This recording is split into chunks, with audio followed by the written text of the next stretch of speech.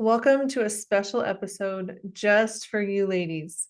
Today, we're delving deep into the incredible journey of honoring our bodies as temples of God. We're going to discover how remarkable women, guided by faith, can break free from the habit of ignoring the whispers of our bodies. So, join us for real stories, biblical insights, and practical tips that align with God's plan for our well being. It's time to embrace the body He's given you and celebrate the unique beauty He crafted. This episode is your personal invitation to a transformative journey. Let's walk together in His love. Hello, friends. Welcome to the Weekly Fellowship, the space that brings faith-filled women together to inspire and empower each other. I'm your host, Reagan Clement. I'm a life coach and the proud founder of the Rising Tide Fellowship. We're more than just a community. We're a gathering of growth-minded women of faith engaging in group discussions, Bible studies, book clubs, and online courses. Our coaching collective, comprised of specialists catering to women in different seasons of life, supports and uplifts each member, guiding them toward peace, virtue, and fulfillment. Weekly Fellowship is not just a podcast or a YouTube video, it's a space where we come together every Thursday at 12 p.m. Central for a live, interactive, podcast-style conversation. This is where we share insights for your life in an engaging format, and here's the best part. At the 30-minute mark, we invite you to bring your ideas, perspectives, and questions to the conversation. Your voice matters, and we truly value the connection that we are building here. Our first season, How We Became Disciplined Women, is a journey into transformation. In 10 episodes, we'll share the details of what finally transformed us from stressed out list makers into the peaceful women who can actually, finally follow through. So whether you're joining us during your commute, your workout, or a quiet moment of reflection, thank you for being here. Subscribe now to Weekly Fellowship and become part of this incredible community. We are the average of the 5 people we spend the most time with. So welcome to a rising tide of incredible women. All right, ladies, I have a wonderful guest for you today, Stefania Bigi. Stefania, can you introduce yourself? Tell us a little bit about who you are, where you are. Sure. Hello, everyone.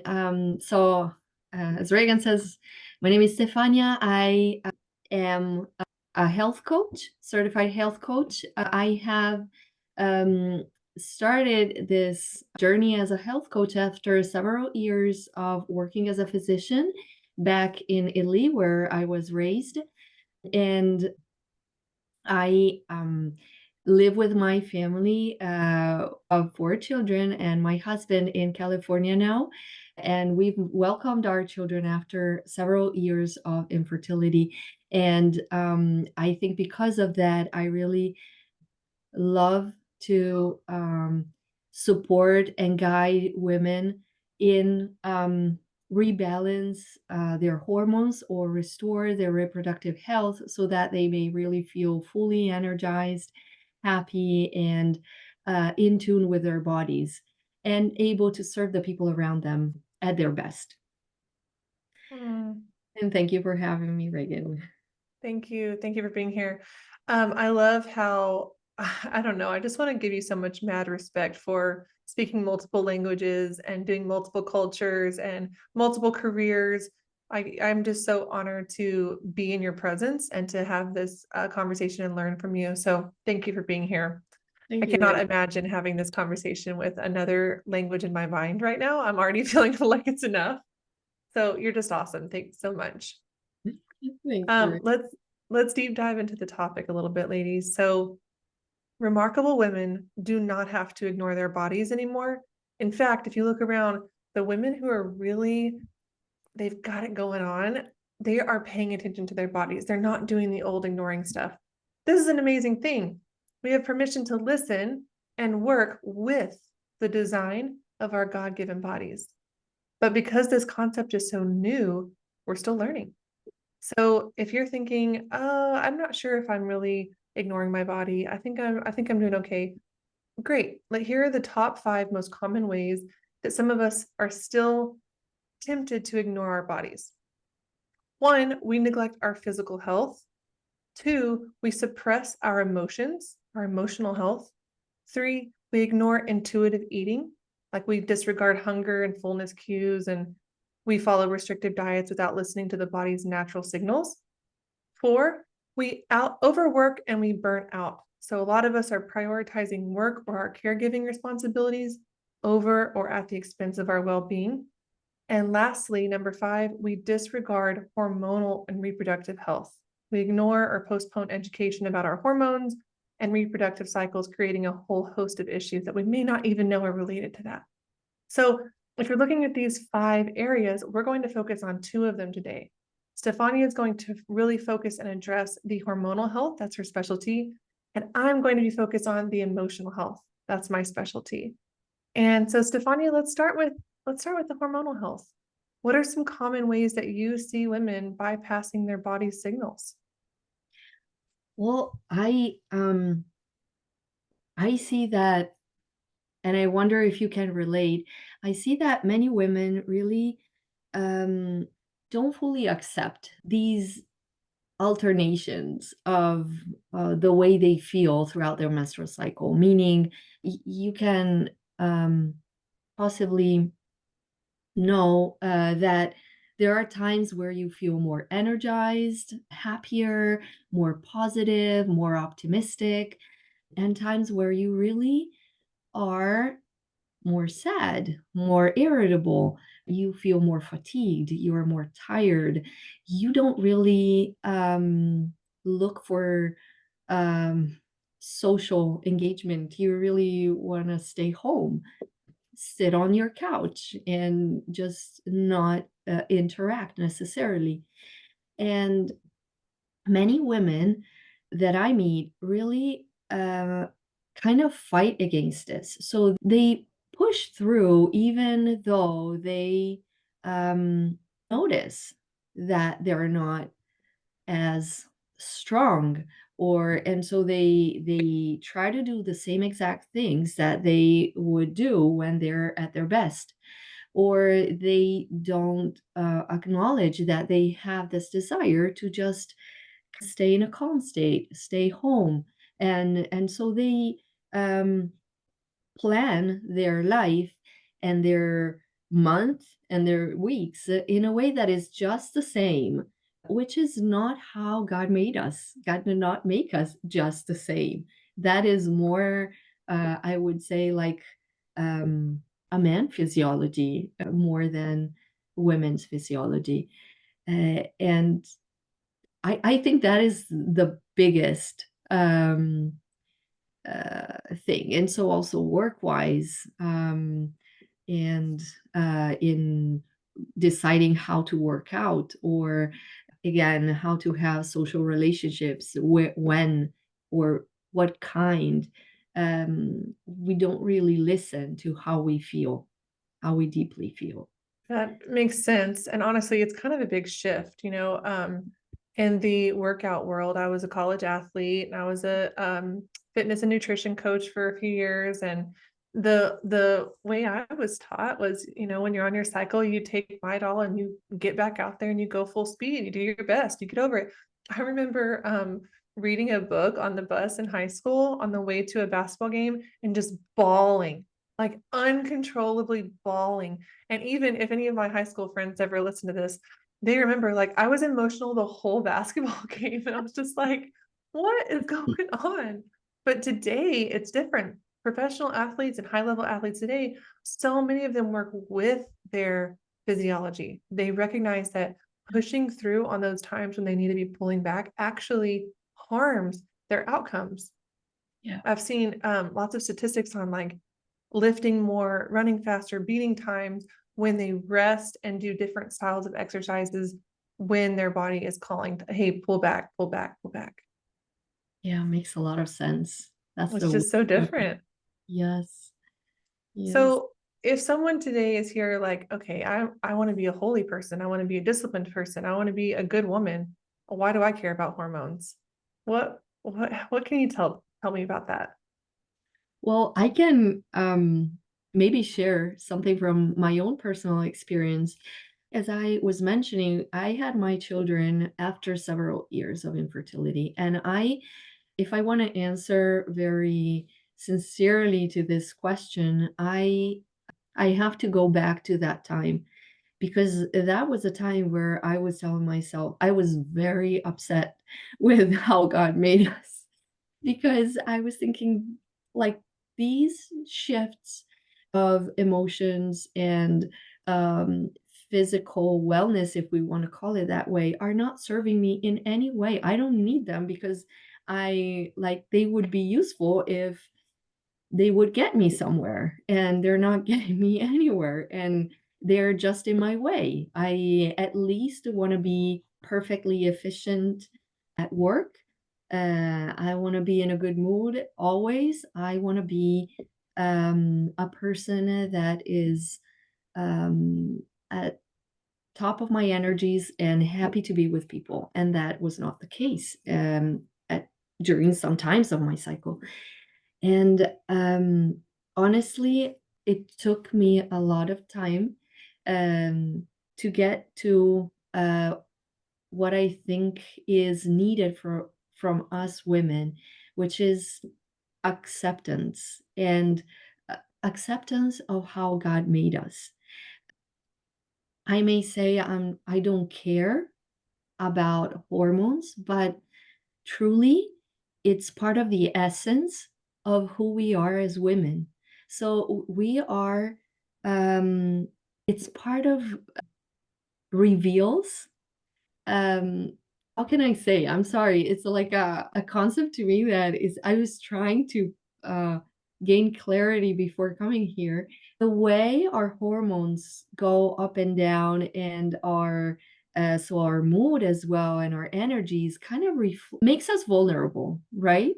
And that vulnerability is one thing that reveals God's nature through us. He makes himself vulnerable in the eyes of other people and of his creatures. And um, I think I believe actually that it's part of the vocation of women to show that face of God. And I think at the moment we accept that, we are way more aligned with um, who God made us to be and uh, more in love with God that created us and with ourselves. And we really need to love ourselves a little more for who we are. Oh, that's so beautiful. You got there. You Can so got there. you relate to that? Right?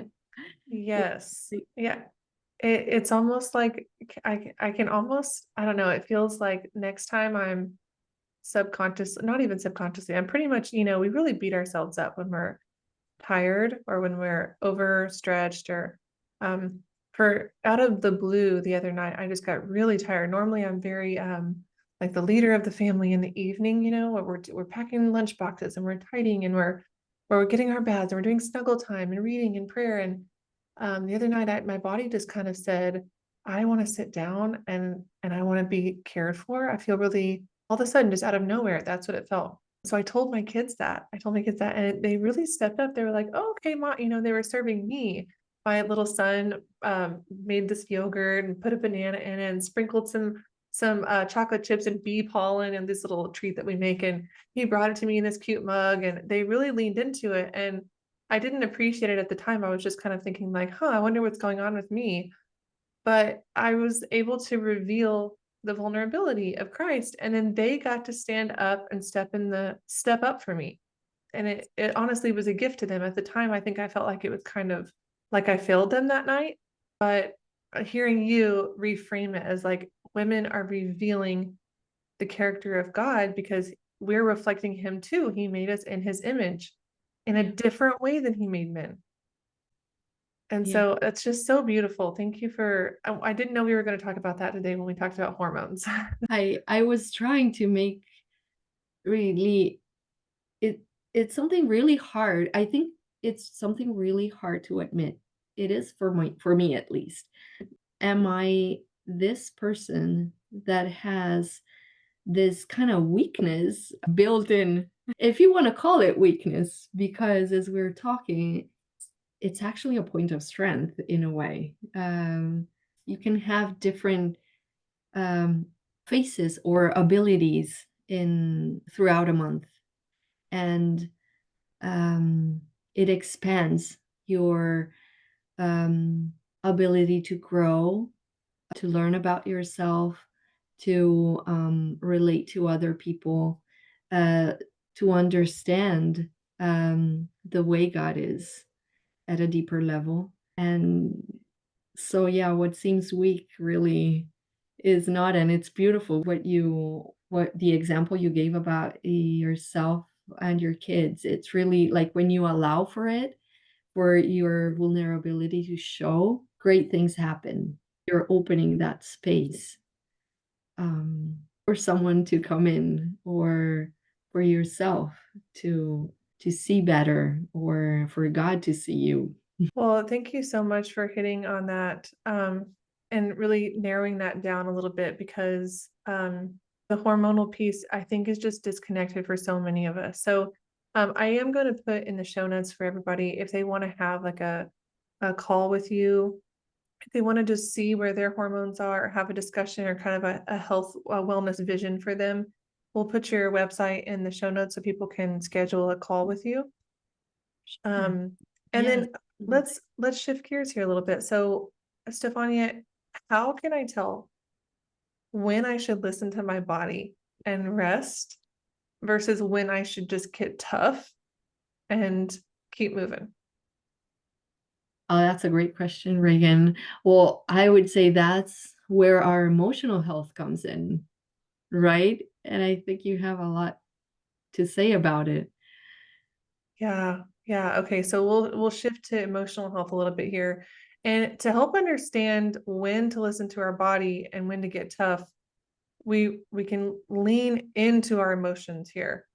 And I Mm. know you're probably thinking, kind of like with Stefania here, this conversation's like, girls, if I lean into my emotions when I'm feeling lazy, I'll just become the least productive couch potato on the planet. Like, right? Have you ever kind of felt afraid to pay attention to the signals of your body because you're feeling like, I'm going to give up, I'm going to quit something, I'm going to get lazy, I'm going to get worse? And I hear you, because that was my greatest fear. And sometimes it still pops up. But what I found for myself and my clients was that ignoring my emotions made me more of a couch potato than feeling them ever did. And not just couch potato, but whatever my fear was of, like, you're not going to get enough done today. If I run from that feeling instead of sitting in it and scanning my body, what happens is that I actually don't get as much done that day versus leaning into my emotions. So I've got a great story for you guys, but first, I want to make sure that you know if you are someone who is suppressing your emotions unknowingly, like I was. You guys, a lot of you already know my story. I was diagnosed with stage 4 cancer, and they moved it to stage 3 cancer. And somewhere along the journey of that, I went and got a counselor. And I thought, well, I'm getting a counselor because I need help with dealing with cancer, with the end of life, with 2 little kids. I had a 2 and a 4-year-old at the time, with poverty from all the bills and all the things, and moving back in with my parents. That by itself, God love my parents, that by itself is enough to need a counselor. So I went to counseling for cancer, and when I got there, we did not talk about cancer. It was all, hey, Reagan, you've been heavily suppressing your emotions forever. So here are some common signs of emotional suppression among high performing Christian women. You guys, everybody here is a high performing Christian women. You are working hard, you're trying hard, you want to be a good person, you want to pray more, you want to get to heaven. Like, you are a high performing Christian woman. So here are some signs you might be suppressing your emotions. Chronic stress. Physical symptoms like headaches, muscle tension, digestive issues, sleep disturbances.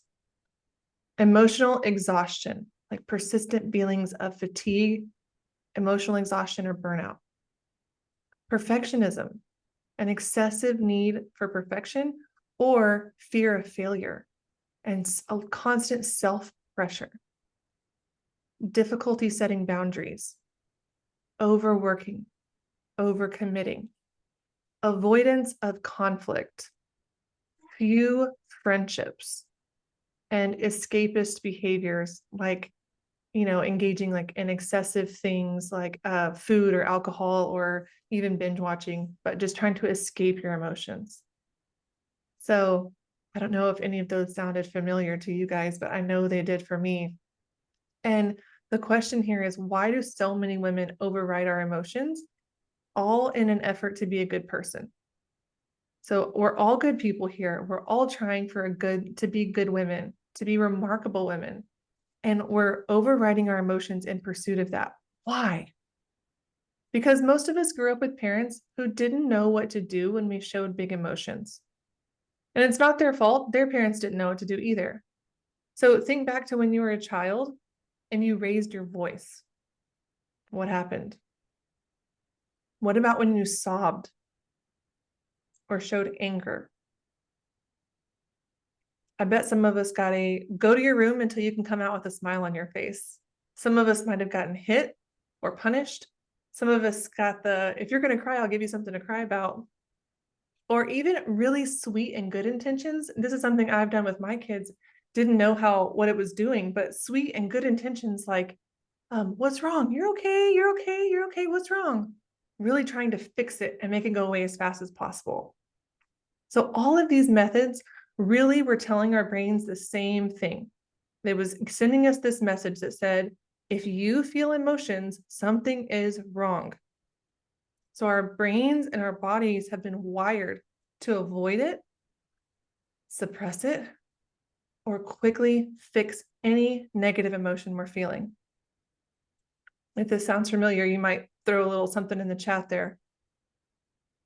Why would feeling my emotions and being connected to my body's response help in any of this? Why would it help me be a good person? Why would it help me be more disciplined? Wouldn't that just make me wallow? I had a client ask me this month. She said, I get it and I respect you and I like everything I've learned here. So I want to listen, but I won't it make me wallow? And going back to Stefania's question, like, how do I know when to lean into my emotions, when to just get tough and get over it? Won't that just make me weak? Well, in a word, no. Feeling our emotions leads to a better wholeness as a person, which leads to greater inner peace, less anxiety, less stress, better relationships, and overall health. So I want to give you this story now. I recently worked with a client whose boss was being really awful for about 8 weeks. And she wondered if the boss was trying to get her fired. She tried everything and she was really stressed out. The stress of constantly thinking about it and worrying about her financial future was eating her up. So when I asked her how she was feeling, she said things like, I feel like she's just trying to run me off. I just need to talk to HR. Or I feel like she's just trying to get me fired. I just need to start applying for new jobs. We just went round and round with, I feel like she's doing X, so I'm going to do Y, right? And so can you see how she was choosing her action steps or her strategy without ever really feeling? She was strategizing all over the place, hustling to fix it, because like most of us, that's what our parents did. So we're quickly trying to make that discomfort go away. She was feeling something with the way her boss was treating her, but she wasn't going deeper. So we paused. We took a few minutes to breathe. I asked her to scan her body for any sensations. After a few minutes, she said she felt this huge weight in her core. She was like, not my stomach, my core. There's just a weight.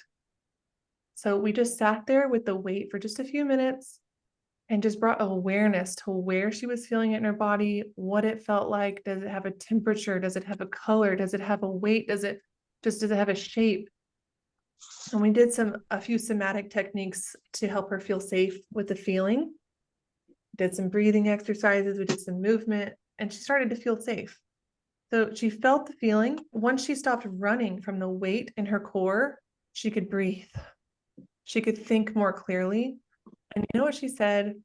She said, I feel just like I did when I was a kid, when nothing was ever good enough for my dad. And she said he was always trying to change the rules on me. He was always purposely vague and unclear in his instructions because every time at the end of the day, he wanted to be able to call me the failure and say he was right and I was wrong. And this feels just like that. I feel trapped. We cried. We released. We invited Jesus to come and heal that old childhood wound. And only when we did the work of inviting Jesus in, breathing, allowing him to lift up the burden, was she able to start seeing clearly. And she wasn't going to make any more decisions from that limbic state anymore, where she's just and avoiding that deep core gut feeling. So once she started feeling really calm and clear, I asked her about her work situation. And you know what she said, you know what, Reagan? I think my boss feels threatened. She's so tense and angry, as if every time I want to create something good for our company, she feels like I'm storming her castle and trying to destroy her. I think I just need to help her feel safe, help her know that we're on the same team. That's what I'm going to do next. And so she just yoked up with Jesus and was able to just carry this in and make a decision from a place of peace instead of this scattered, I've just got to hurry up and fix it so I can stop feeling this feeling in my gut. She didn't even know she was feeling in the gut, but she was running from it. And that's what we do. I do this every day, you guys. If you were here for the session where I got coached through on working out, this is my problem. This is your problem. Like, this is what we do. We have a sensation in our body. Maybe it feels like anxiety or stress or shame or embarrassment, and we run from it. So, Stefania, can you kind of see how the strategies that we choose from a place of peace are always going to be different than this, and more effective than the strategies we choose from a place of stress? Wow. Yes. It's amazing. Thank you for sharing these stories. Very moving and definitely yes, this ability to just stay creates that mental space to really make a decision that is you making the decision, not like irrationally running because you have these voices in you that are not really you in a way. It's not your true essence that is speaking in that moment. It's really beautiful.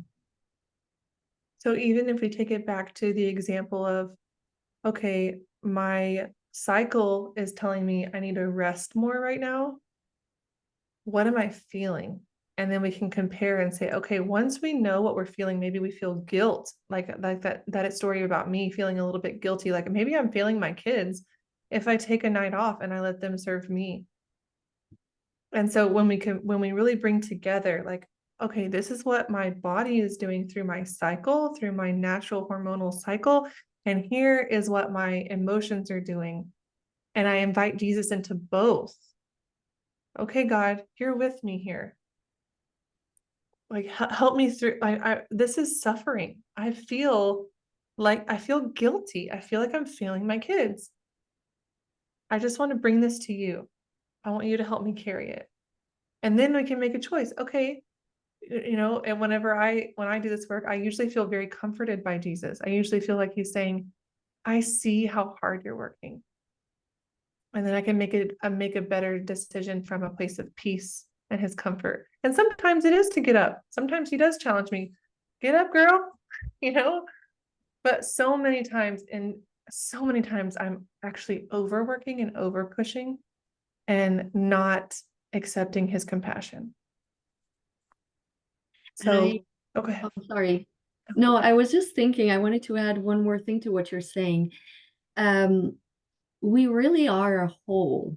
And so it's body and soul. And so whatever I think it's very important to also acknowledge and learn that our emotions are also influenced by our physiology. So I don't know if you knew, but those hormones that we produce throughout a menstrual cycle, estrogen, progesterone, they have receptors in our brain as well, meaning that whenever they are produced, they not only um, uh, go to our reproductive organs, but they also reach our brain and they find receptors there where they can connect and um, send signals. And so there are studies that show how throughout our menstrual cycle, we do have um, times where our those areas of our brain that take care of our emotions are kind of overstimulated, and other times we're less, and our maybe rational mind is more stimulated. And I think it's very important to know this because whenever we ask ourselves, what is wrong with me? That is a wrong question. Nothing is wrong with you. You are just perfect. This is how you're meant to be. So if you're feeling upset, sad, or just, I don't know, wanting to cry or just feeling very vulnerable, that is your perfect you. And there's no reason to fight it. There's no way you can fight it. You're just going to feel even more uh, wrong, you know. And I think that having this awareness can also help to move us in a space of acceptance. This is how I am during these days. This is how I am. What am I going to do with it? I love that. And the culture is really, the culture is really saying like, you're perfect, you're enough in this way that's without Christ. But then the opposite that I'm seeing in a lot of Christian circles is that you are not perfect and you're not enough with Christ. And I think what we're saying here is that the virtue is the middle. The church is the both and. Like, we aren't worthy, but he makes us worthy. We aren't enough, but he makes us enough. We aren't perfect, but he designed us. So let's not be so mean on his design. Let's not chastise his design. Let's with Christ, in God, in the light of faith, we are made these things with him. And we can actually be gentle and loving to ourselves. My daughter is learning the love others as you would be loved, and she's learning some of these things in her little third grade church class. And it's like, man, treat others as you want to be treated, and love your neighbor as yourself. And it's like, do we even sometimes in Christian circles we think it is wrong to love ourselves? But then we're like, but love neighbors, love your neighbor as yourself. But we don't even put this, we've got to really stop and respect and stop ignoring our bodies to truly love ourselves. Thank you, friends, for joining us today for Weekly Fellowship. If you've enjoyed today's conversation and want to dive deeper into our community of growth-minded women, I invite you to join the Rising Tide Fellowship. Visit risingtidefellowship.com to connect with like-minded souls, engage in enriching discussions, and discover the support you need for your journey. And for those of you seeking more personalized support, consider working with me, Reagan Clement, at reaganclementcoaching.com. As a faith-filled life coach, I'm dedicated to helping you unlock your potential, embrace peace, and live life aligned with your God-given design. Before we part ways, remember that your voice matters to us. Share your insights, perspectives, and questions by joining the second half of our live conversation every Thursday at 12:30 p.m. Central Time. Thank you for being part of this incredible community. Subscribe, rate, and leave a review to help us reach more hearts.